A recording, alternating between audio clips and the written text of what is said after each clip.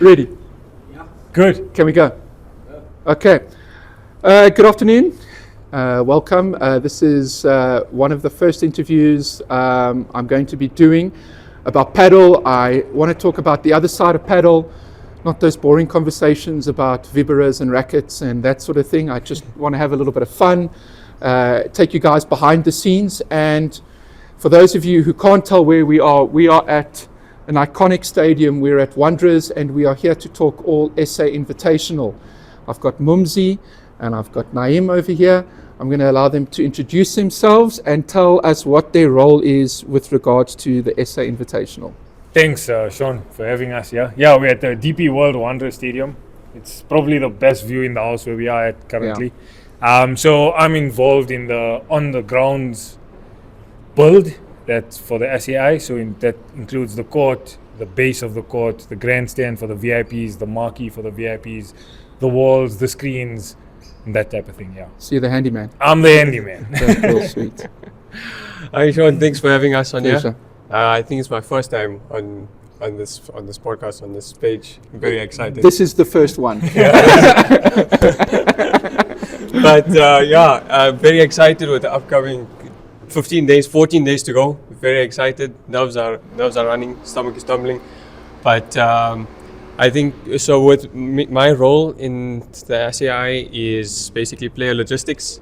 So I'm behind bringing all the players down, the flights, all of that, sorting all of that out, and also ticket sales, driving ticket sales, making sure everyone gets their tickets. That's basically what my role is. Okay, so I think the first thing I'd like to know is, how did this idea come about? How did Gale and 360 marry up? We all sit around the table and we have crazy ideas, but it looks like you guys had a crazy idea and just kind of followed through. So how did this all come about? So Sean, firstly, Gale and 360 actually became partners with the Pretoria League. That's thanks to Mohammed Saluji. So what happened was we saw their blueprint that they've shared regarding the Joburg League, right? And we thought, hey, this is a really good idea. So let's see how we can try and implement something like this with us at Gale in Pretoria. And Mohammed actually mentioned, I know these guys, they actually part of my team. So we said, okay, let's have a sit down, and that's how that idea grew, and that's how we became partners. And because of the success of the Pretoria League and working with these guys, we then had the Durban Masters, where Leo Augsburger and Chozas came down. And while we were there and we're looking at the crowd and how packed it was at KCC, and you couldn't get seats and it was uncomfortable. And I mean, obviously you have some of the best players in the world playing there. And Mohammed actually suggested, listen guys, this community is ready for something bigger than just two players playing in a local tournament. They're ready to see the best of the best. Literally the number ones, Coelho Tapia, Galán, LeBron, Stupa. They want to see that idea, and they want to see those guys play. And that's where the idea started, and it started brewing in everyone's minds. And I mean, thanks to God, we're here now. We've been basically, hopefully, pulling it off. So now you've got this idea, and you've sat around the table, and this is the question. I mean, I want to get hold of one of these guys, I want to get hold of Chingato or whatever.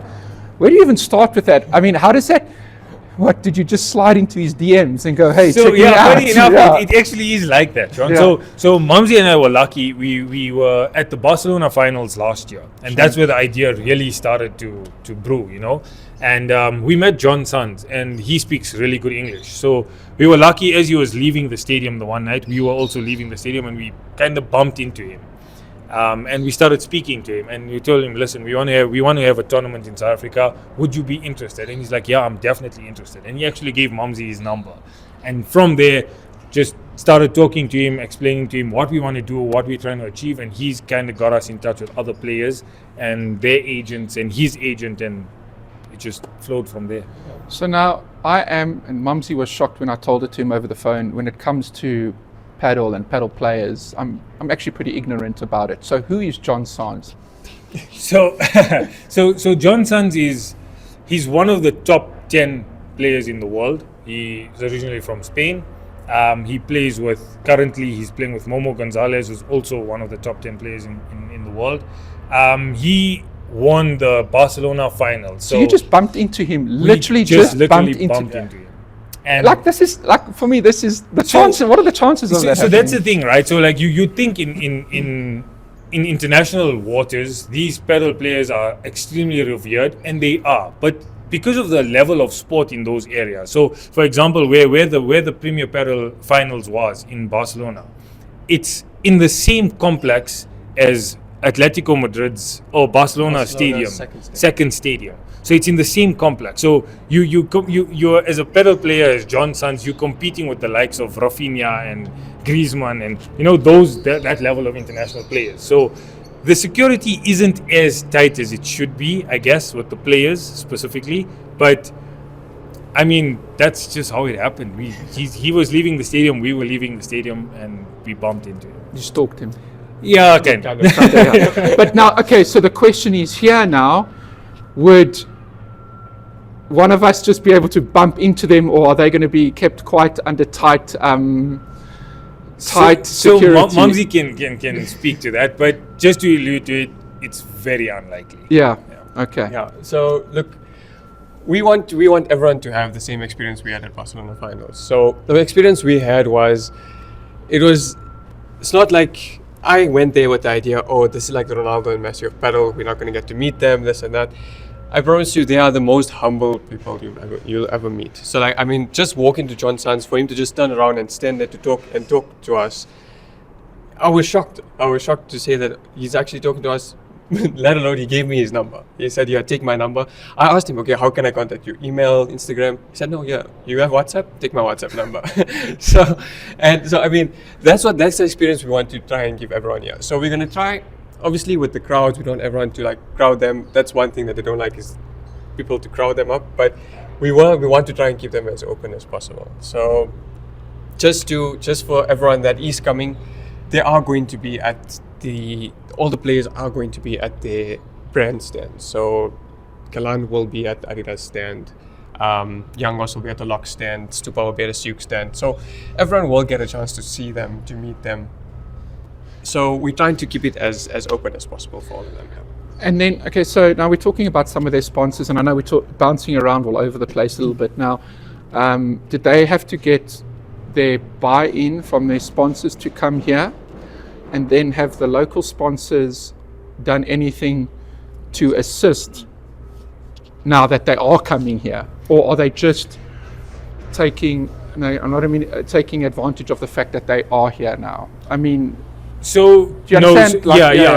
So with their sponsors, one aspect of their sponsorship is a racket brand, a clothing brand, and a shoe brand. So it's not necessarily the same per player, you know. So like Galán, yes, he's got Adidas all over, but a guy like Stupa, he's using a Suk's racket, but he's using Munich shoes. So he's got multiple brand sponsors in terms of apparel and rackets and that sort of thing. So with regards to their sponsors, in terms of their rackets and that sort of thing, they are under no obligation to not play any tournament. So they can play wherever they want to play, provided that they're using the racket that they were given or that they sponsored.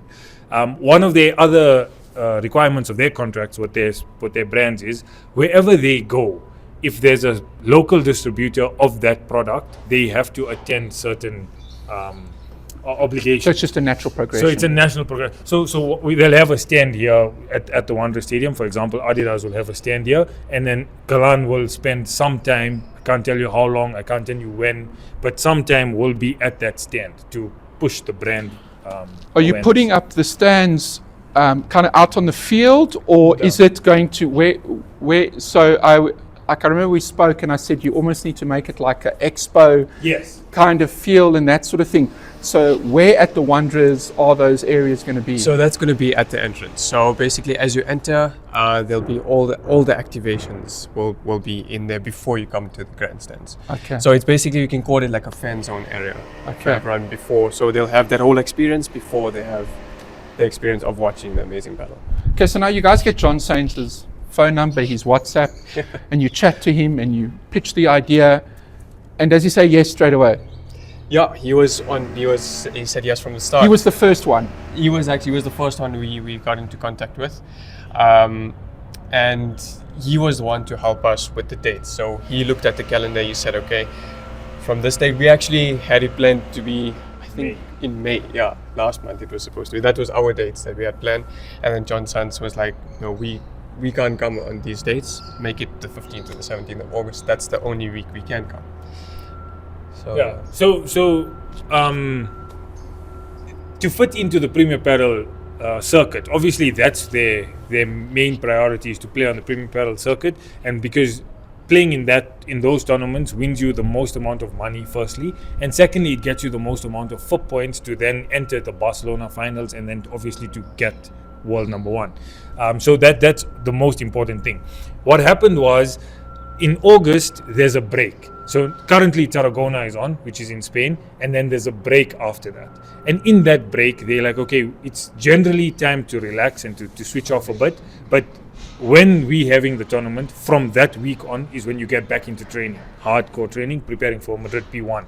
So when we spoke to Mike Young was in the press conference, then he said that this tournament is so good for them because it gets them to a point where, okay, now this is where we're kicking off our pre-season warm-up. So that's why it just kind of worked out on the calendar that this is the only available weekend for them. Mike, I must slide into his DMs. I'm going to bring a Weber here because he said he was going to bribe with me. So I'm just going to like reverse roll there with, okay, so after Saints, what was the order it progressed in, or did you approach a group or did he put some feelers out for you? So he did. He got us into contact with a few agents. I know his agent actually deals with a few other players. So the agent started suggesting who they'd want to send and who's sort of well known. So John Sanz, LeBron, and Stupa are together under the same agency. So that's how we managed to get them. But actually, the first player to sign his contract was Galán. He's the first guy to sign the contract. I mean, that's awesome. Yeah. So getting into contact with John Sanz was an amazing luck. And then from there, it just started flowing. He's like, okay, you can talk to this guy for one of the agents for this player, one of these agents for that player. And then we started talking, and that's how we got all the players on board. And who do we have to blame for my favorite player, Chingato, not coming? I mean, whose fault is it? Is this Ahmed? Is this Ahmed's fault? It's very difficult. I mean, obviously, Chingato is one of the top players that we would have wanted to have. Yeah. Paquito Navarro as well, another top player that we would have wanted to have. Unfortunately, it's not possible to get everyone. Chingato there was a possibility, but he's also then signed for PPL, which is Pro Padel League, and they have a tournament on the same weekend. That's the one in Miami, or the team event. Yes. So it moves around actually. Yeah. So it's a few places. I think that time it is in Miami. Okay. Yeah.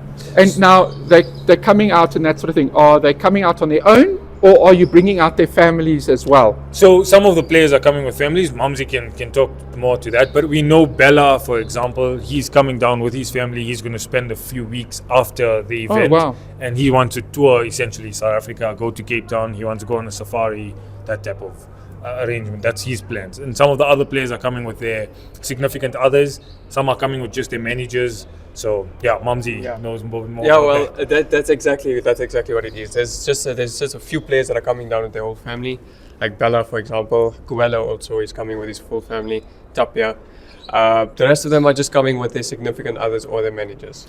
And I mean, look, we know how it is, and we know where we are, and that sort of thing. And we here day to day. Did you have to put out any assurances to them about safety? And was it a question that was asked to you guys by them? Did our reputation get ahead of us? And did you say, Joburg has as many dodgy places as I'm sure Buenos Aires does? So that was actually one of the first things that they asked. Was South Africa? They were like, they were in shock in that way. And they said, okay, security. That was the first thing they asked. Yeah. So, we had to in the contracts. They're going to have 24-hour security, private security. That's where Cameron Weir and I are working, right? So we had to sign that deal as well. We had to get them 24-hour security, private security for them.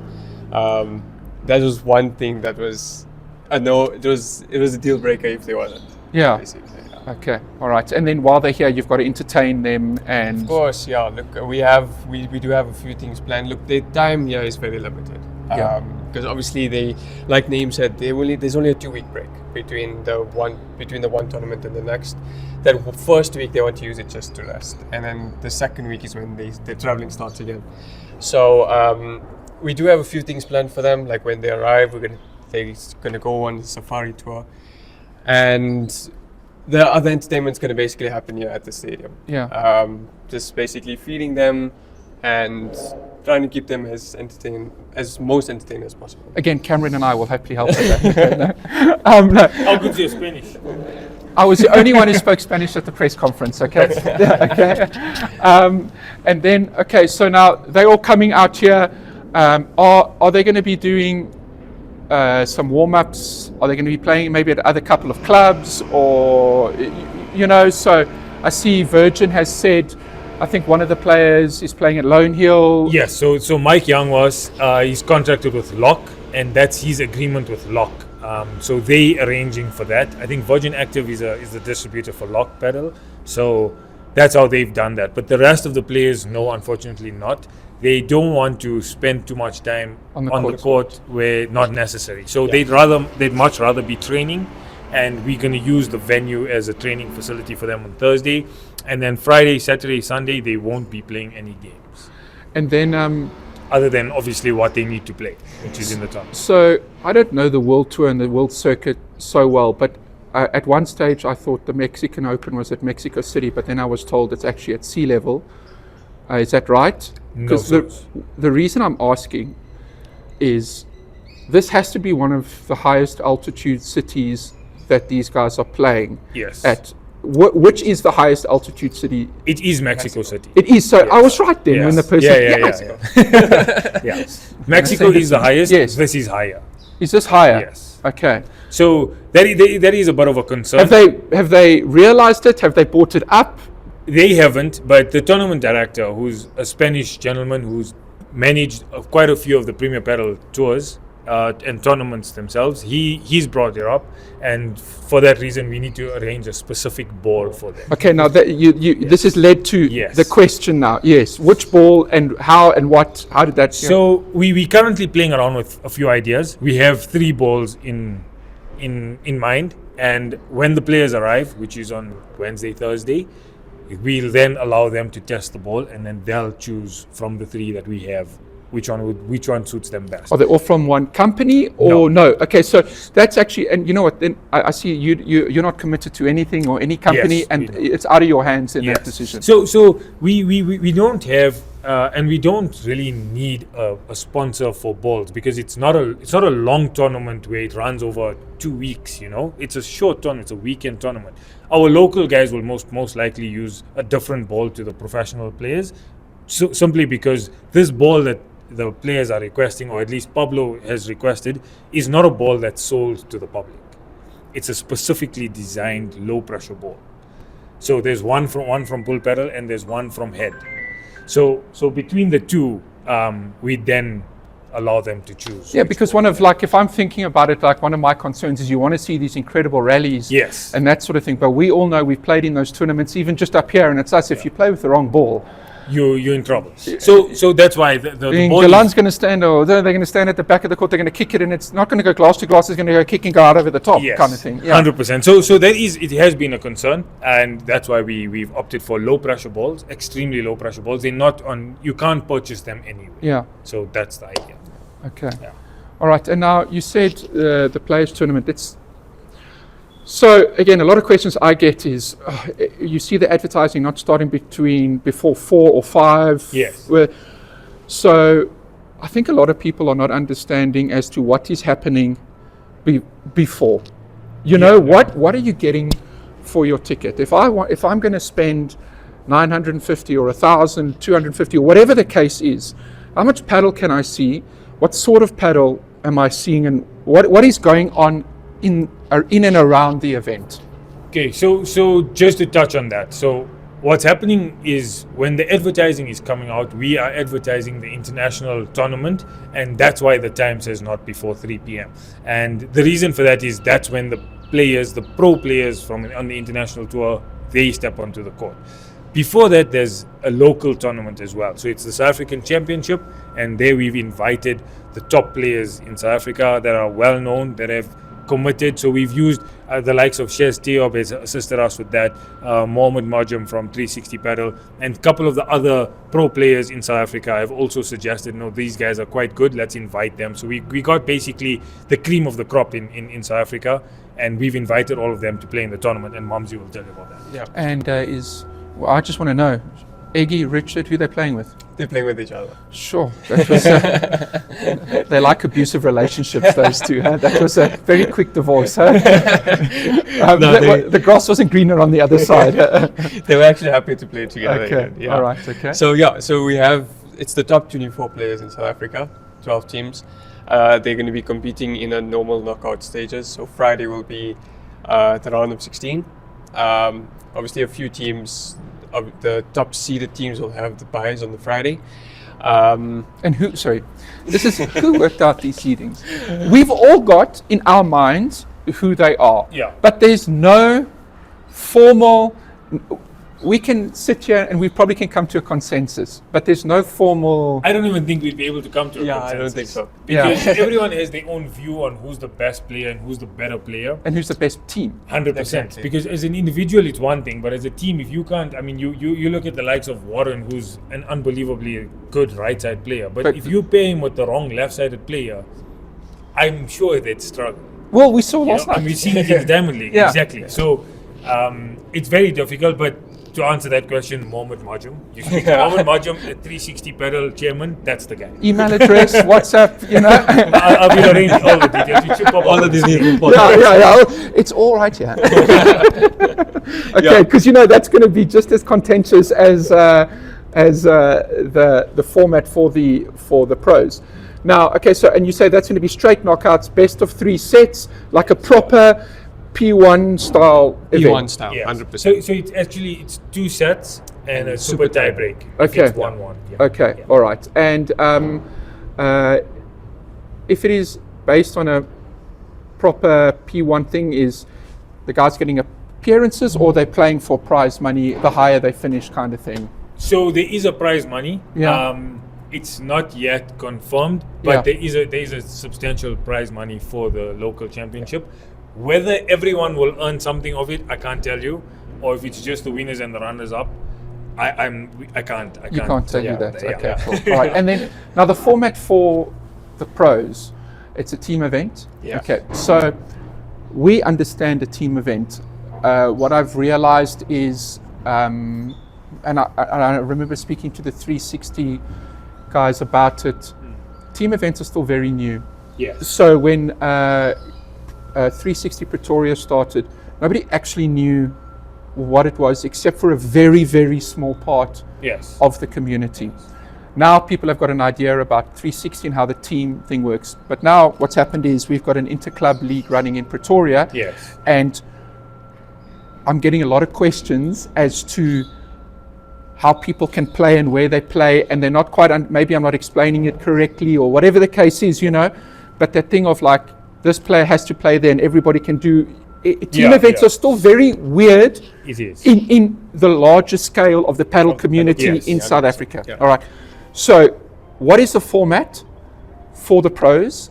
I see you've already set the pairings. Is that correct? Yes, that's correct. That is for advertising purposes, correct? Yes. Okay. Yes. So the idea of this team event is not similar to 360. So there's no regulation about who has to play who. What we try to do is, and this was, it's taken quite some time because we did quite a bit of research as to, we trying to essentially show the paddle world what could have been had certain things worked out differently and what could possibly become. So I'll give you an example for that. So Cardona and Leo Augsburger have been one of the predominantly strong, let's call it lower end teams, because they're the only team that's beaten the top three, which is Galán, Stupa LeBron and Coelho Tapia. Haven't they just broken up though? Exactly. So the thing was, okay, these two guys are phenomenal players, right? But do we believe, and as a pedal community that's really deep into pedal, do we believe that Leo Augsburger needs somebody who's a more controlled right side player as opposed to a big smasher like Cardona? So that's exactly what happened. So we suggested that, okay, let's see him play with someone who's quite controlled, which was Martin Dineno. And now Cardona, Augsburger split. Augsburger is playing with Dineno permanently on the P1 circuit. So we kind of foresaw the future. That's what I'm. So actually, you broke the family up. Well done. So that's You've the broken idea. up Hassan Mojo. All right. You broke up Riyadh and Zaidi for a part. I mean, like, what is wrong with you guys? We just trying to see what works. You broke us up. We all about entertainment, Sean. So we want to give the best possible entertainment. And then the other one was Galán. Galán, before he played with Chingoto, actually called Dineno. His first call after splitting with LeBron was Dineno. And Dineno said, no, I'm happy with the project with Stupa. And he refused Galán. And then Galán went to Chingoto as the second option. So what would have been, had he chosen Dineno, do you think it would have been a closer battle against Coelho Tapia? Possibly, possibly not. Now you're going to get a chance to see what it's like. Did you Young give ones them as well. Young was as well. Yeah. So that's the idea. That's how these fixtures have been structured. Is what do we as the majority of the pedal community? A lot of the information was taken from Pedal Pulse, which is a podcast in the UK. These guys are really good. They phenomenal at their analysis of the game and the partnerships and the pairings and who's carrying who and that type of idea. And a lot of the information was taken from them. Okay, what do they want to see? What does their market want to see? And that's how we came up with the pairings, and that's how we came up with the teams. 100%. And look, the idea we wanted was, we didn't want. I mean, we I don't know if it's everyone, but we watch Premier Pedal on a regular basis. I don't think myself and Naeem miss a Premier Pedal. We always watch it. We're missing one now, but that's for you. So. Yeah, we're missing one right now. Surprised you don't have enough on a screen here or something. But thank you. But like we watch it all the time. So like we said that, okay, let's see something different. So what if you notice the teams currently, every pair that's currently on the P1 circuit is split. So like you'll see Coelho Tapia split, you'll see Stupa and LeBron split on two different ends. We want to see them play with different pairings. I mean, I mentioned Young Was, like there was rumors about Galán giving Young Was a call. So we said, okay, let's see what it could have been. Because I mean, we believe that it can be different for them to maybe take the number one spot. So it's going to be something very amazing. It's something the pedal world has never seen before. Yeah. I mean, look, if you look at Sunday's fixture, it's crazy. You have Tapia and LeBron against Coelho and Galán. I mean, I'm actually excited. it's mind-blowing I'm what an coming. insane match that is. Yeah. But I mean, not only that, I mean, look at Friday's fixture, Friday's main draw card fixture. It's Leo Augsburger and Leo Augsburger and LeBron against Galán and Cardona. I mean, it's insane. The idea behind that one is two former partners. Yeah. So you have a big smash, you're giving Galán an opportunity to play with someone who has a big smash, and you're giving LeBron the same opportunity, you're giving Augsburger the same opportunity with someone on the right with a big smash, and see where that goes. Did you get any pushback from the players about the pairings? Zero. So they know the pairings. They're coming out here, they know the They know pairings. the fixtures, they know what's at stake, they know the bragging rights. Because, I mean, like us, Sean, I mean, we used to have the same arguments. Every time we used to be like, yeah, no, sorry, I know you have to carry me, I know you have to carry me. And then I had to prove to you that, yeah, I actually do carry you. You know? Yeah. And they have the same thing, you know? And how much do we hate losing to each other? Exactly. So that's exactly what these guys are playing. He beat me, by the way, the other day. I'll just say that on not, camera. not for the first time, but No, like the first time.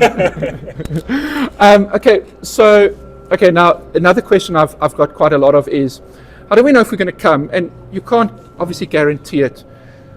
It's not going to have not that there's anything wrong with an exhibition feel to it, but you don't want the players to be messing around. Yes. I want to come and see a premier product. And again, bragging rights for sure. You don't want to lose to your partner. I think for me that is enough. yeah. I don't want to ever lose to Francois. Yeah. I don't like losing to you. You know, in my mind that's enough. But do you think that it's going to work like that, or? So yes and no. I'd love to believe that it would be enough. It's not. So there was a concern of ours that it's not an exhibition. It needs to not be deemed as an exhibition. It's a tournament. You're playing for something. Yeah. And one of the points the players made to us, because we were asking them like, listen guys, we need you to be playing at 100%. That's what we need. If you're not going to be playing at 100%, it's an exhibition. We'd rather have a small venue, gather around the few guys that we want, let them come and watch, because it's an exhibition. It's not, you don't want to be paying, like you're saying, you don't want to be paying to watch an exhibition game. You want to be paying to watch Padel at its highest level and really see the difference in how these guys play. And a lot of the players actually mentioned to us that, guys, it's before Madrid P1. It's the most important thing for us is training. So the players themselves need to be in Madrid on Monday, because Tuesday they kick off their training again after the break. And Young was actually mentioned it on TV and in the interviews that this tournament is kicking off our pre-season. We need to be performing at our best before we start our training session. 100%. And again, for the people, let's say like me, you keep talking Madrid P1. Yes. So tell us, what is the big deal about Madrid P1? So Madrid P1, so on the Premier Padel circuit, it's similar to the ATP in tennis, right? So you get ATP, you get the 250, you get the 500, you get the 1000. So in Premier Padel, the highest is the major, same as the Grand Slams in And tennis. which are the majors? The majors is Paris, Italy, Qatar, and Mexico. That's Nothing the in four. Spain. Nothing in Spain. Okay. Not a major. Major, yeah. And then you get P1s, which is, you could call it the ATP 1000. So that's a P1 event, which is in Madrid. And now Madrid is so significant because majority of the players are from Spain. So yes, they are Argentinians, and now there's a fellow playing from Dubai. I don't even know how Joffrey good, but Dubai. Anyway, he's also on the circuit. There's a few Chileans. So, but majority are Spanish. And playing in your own home turf, if you ask any professional, will tell you like that you need to win. You know, so they played in Malaga a few weeks ago. Coelho is from Malaga. No, Young was from Malaga. He wanted to win that because he's from Malaga. Is that the one where there was that 16-year-old Lilian Guerrero. who played, who came in as a wild card or something like that, but he was also right from Malaga or something like that. I think it was the guy that played with Stupa. No, that was Maxi. He's from Argentina. But there was a 16-year-old guy playing, and he played Coelho and Tapia. He got knocked out. It must have been Lilian Guerrero. Yeah. I'm not sure how old he is. I can't tell. No, it was. I noticed it. You know, it was an anomaly. Yeah. So Yeah, I can't remember. type of I can't fancy. remember. Yeah, I can't What's remember. wrong with you? We only interested in SAI right now. Okay. Yeah. So, and then did you get any?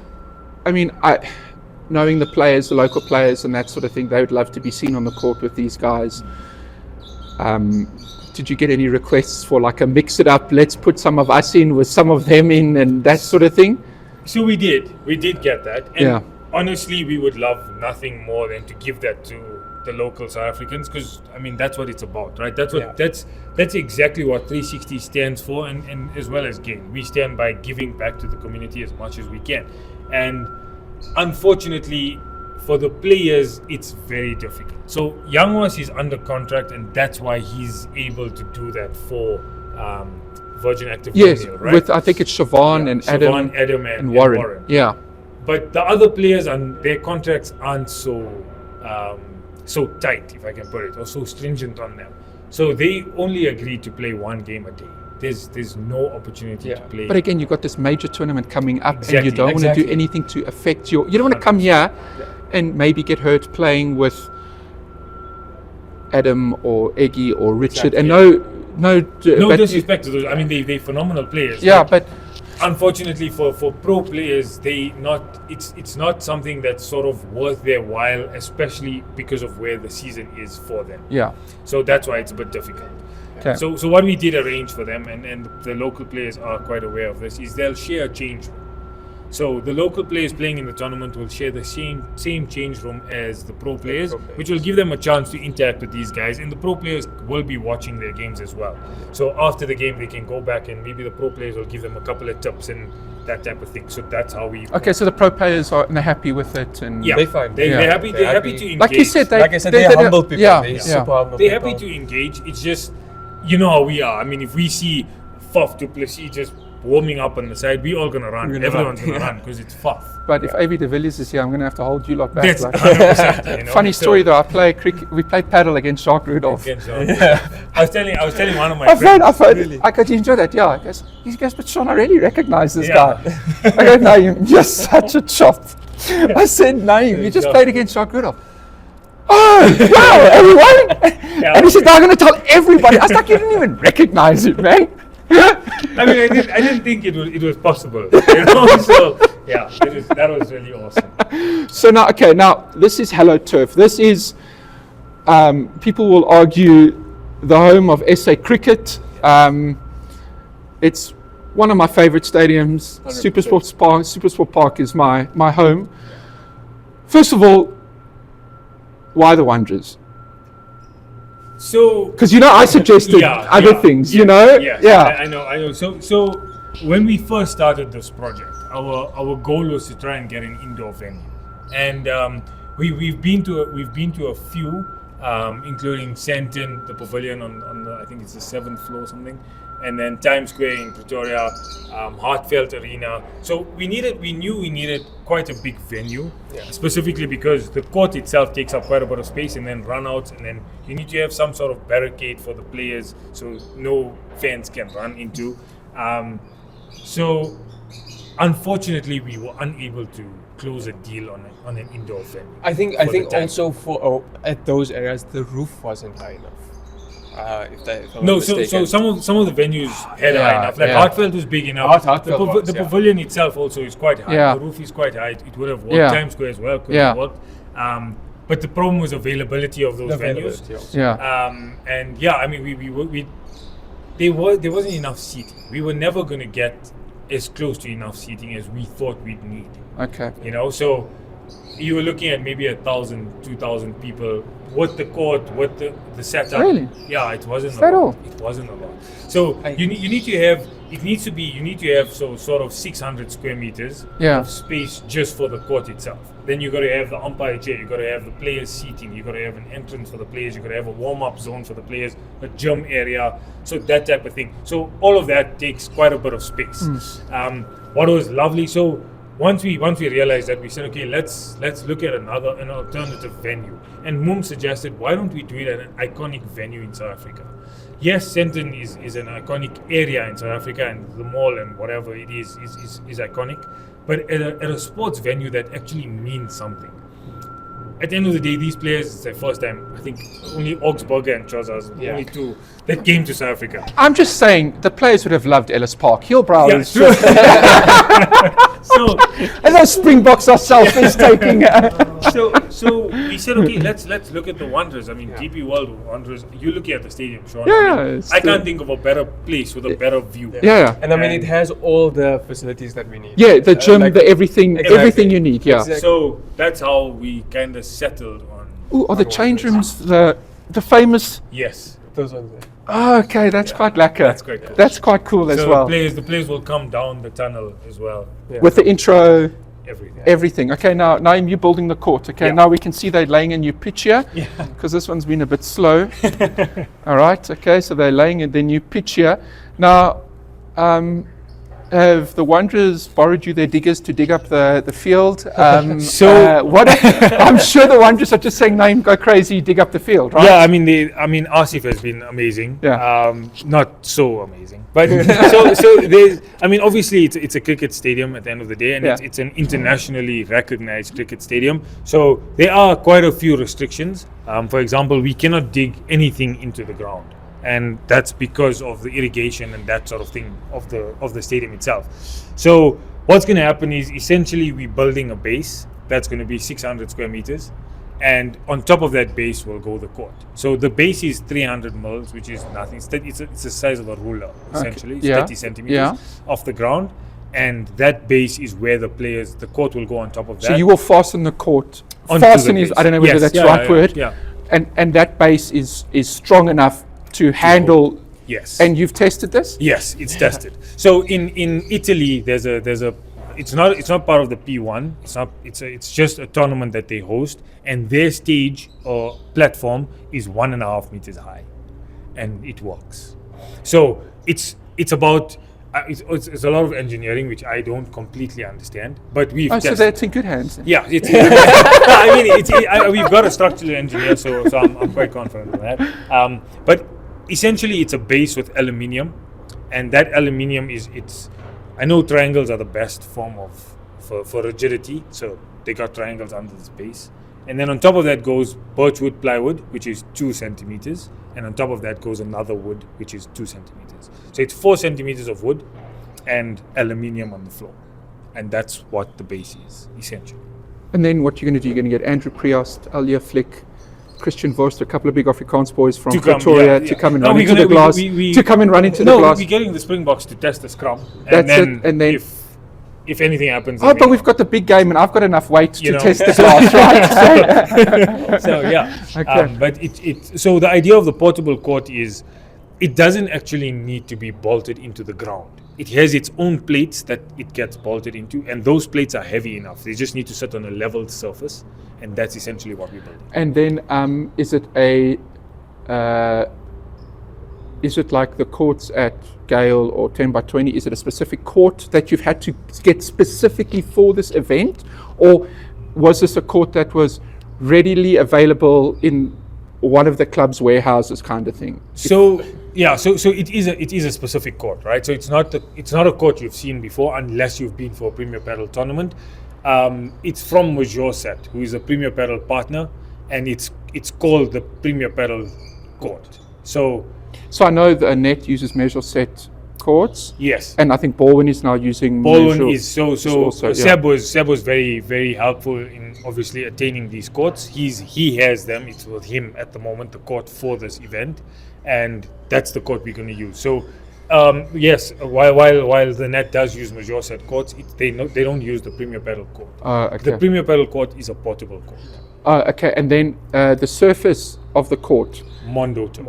Mondorf, is that that's slightly thicker? Yes. Where the hair, again, my descriptions are. Yeah. Is it that slightly thicker that the hairs almost stand up a bit straighter? No, so it's actually more curled. So the idea of it is the Padel is supposed to be a slow sport, Sean. It's not how we. You're preaching to the choir here. It's not how we play, Yeah. So Mondo turf is probably the best turf to use. They also partner with Premier Have we Padel. seen it? Like, is there an example that we would know? The Natsat Padel in Sandton has Okay, Mondo all right, turf. okay. Yeah. Okay. So it's that type of turf that's going to be on the score. All right. The players were very specific about that, about what type of court they play on, what kind of turf they play on. They told us straight that they won't play on anything besides Mondo turf. Okay, and then does the court have to be, again, like, I don't even know if this is a thing anymore with courts and surfaces. Does it have to be sanded or? Yes, it does. So you've got to do all of that. Yes, so you've actually got to get that court played in and that sort of thing. So that's when I'm going to be beating Safi and Momajam. That's right. That's right. During that game. That game, right?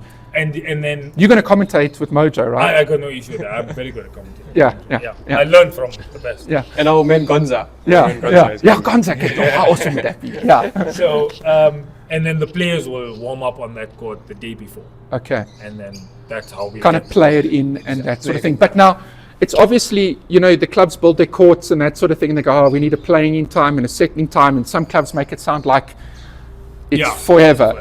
But this is because this type of court, because it's a portable court, surely that playing in time and settling time, I mean, the court's going to go up, I would imagine, Monday, Tuesday, Wednesday, Thursday they need to train, Friday, Saturday, Sunday, and it's down by Monday, kind of. So you don't have weeks to settle in the court. So the playing in of the court, while it is a thing, it's not such a big thing. Okay. So if you sand the court correctly, if you brush the sand in correctly, if you lay the turf correctly, you wouldn't have an issue. Is the tournament director going to be, you said you got a tournament director coming out, is that correct? Yes. Is he going to be here while the court goes up? Yes, he will. And the court is being installed by Majorset official court installers, the ones that install Premier Padel courts. They're coming down from Spain. They're coming down as well. Can you speak Spanish? I'm learning. Yeah. No, I mean for you, I just know how much you enjoy this stuff. So they are going to be here, and you kind of just going to be looking over their shoulders. Yes. And I have to provide them with wheelbarrows and spades and that stuff. The handyman. They call me Bob. Yeah, but I can help you with that as well. Yeah. Okay. I've got a bucket hat. Yeah. Do you have the khaki shorts? But fellies. Fellies. That's it. So that's it. And because I play outdoors more, my legs aren't as white as. Have you noticed all the indoor guys here? Next time you watch, all their legs. Like they've never Right. seen sun in their Yeah. lives these days. Yeah. So okay, so you got the big run out and that sort of thing. And did they tell you how much space they wanted for the run out? So regulation with FIP is 3 meters. You've made it 5. We've made it 5. Because of, I would just imagine the altitude and the ball Yes, flying yeah. a bit further. And, I mean, we've seen what Leo Augsburger did last year. Yeah. At the Double Masters. and you said umpire's chair. Where's your umpire coming from? Umpire is coming from Portugal. Portugal. Yeah, his Okay. name is Nuno Moreira. He's an official chair umpire for the Premier Padel. Oh, the pro. Are our pros going to have an umpire? Yeah, Who's going to umpire? Nuno. Huh? Nuno Moreira will be That's umpire. brilliant. That's going to be fun to watch. Yeah. Yeah, I No, like no, it. no, you know, no we just, dodgy calls. you know, you just, I'm thinking about my wooden spoon. No, like you said, I mean, Where's the match referee when you need him? Richard won't get away with those calls. Or Adam, you know. You Yeah, no, look, we like that. We did want to give back to our Yeah. local players. That's why we included them in that sort of invitational, and we want to give them the best experience with these guys. Unfortunately, we couldn't make them play with them. Yeah, but everything we're that trying the they, best we can. the best court, the umpire, the scheduling, and the We want to try and give them an opportunity like this is. Are we going to give them 360s. entrances? Yeah. I can be the. I'll let me do the entrance songs.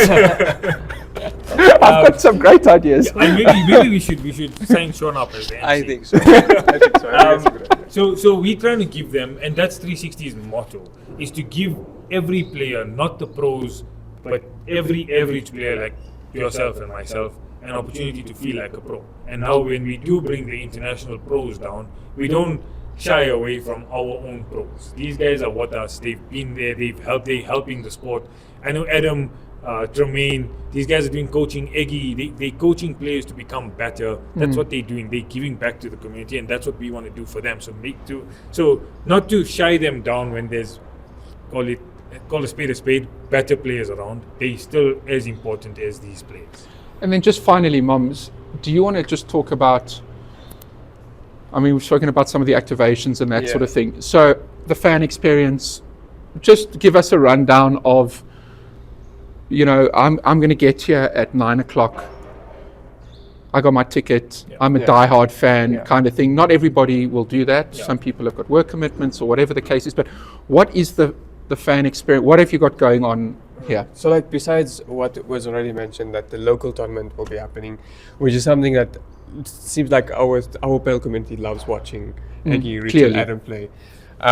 We've seen in the Diamond League. So, I mean, they're going to be playing from 9 a.m. So, besides just the amazing Padel that you're going to watch, there's a lot of things that you can do as a fan. So, you enter into the stadium, there's a whole lot of activations. Like I mentioned, all the brands are going to be here, Sioux, Knox. They're going to be doing giveaways.